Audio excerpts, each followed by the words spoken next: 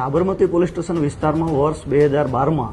એક લૂંટ ધાડનો બનાવ બનેલ, જે બનાવમાં ફરિયાદી અને પોતાનો પરિવાર રાત્રિના સમયે ચેનપુર ગામમાં એક ખેતરમાં સૂતેલ હોય અને એ રાત્રિના સમય દરમિયાન અજાણ્યા 5 ઈસમો કે જેણે ચડ્ડી બનિયાનનો વેશ ધારણ કરેલો હોય, હાથમાં ધોકા લાકડીઓ લઈ અને એ ઈસમોએ આ પરિવાર ઉપર અચાનક હુમલો કરી મારી ઈજા પહોંચાડી તેમની પાસે રહેલ રોકડ રકમ અને દાગીનાઓ લૂંટી લેવાનો જે બનાવ બનેલો હોય, એ બનાવમાં એક આરોપી જે છેલ્લા 13 વર્ષથી આ ગુનામાં વોન્ટેડ હોય, એ આરોપીને પકડવા સારું કાગળોનો અભ્યાસ કરી ટેકનિકલ એનાલિસિસ કરતા એલસીબી ઝોન 2ની ટીમને માહિતી મળેલ કે મૂળ મધ્યપ્રદેશના જાંબુઆનો રહેવાસી આરોપી હાલ વડોદરા શહેર ખાતે રહી અલગ અલગ કન્સ્ટ્રક્શનની બિલ્ડિંગમાં પોતે મજૂરીનું કામકાજ કરી રહેલો હોય, જે બાબતે અહીંથી એક ટીમ તૈયાર કરી વડોદરા ખાતે મોકલવામાં આવેલ અને વડોદરા ખાતે રહેલ અલગ અલગ કન્સ્ટ્રક્શનની બિલ્ડિંગમાં મજૂરોનો વેશ ધારણ કરી એ રીતે ટીમના સભ્યો દ્વારા રેકી કરી આરોપીની ચોક્કસ માહિતી મેળવી આરોપીની ઓળખ થતાં છેલ્લા 13 વર્ષથી લૂંટ અને ધાડ જેવા ગંભીર ગુનાના વોન્ટેડ આરોપીને પકડી પાડવામાં આવી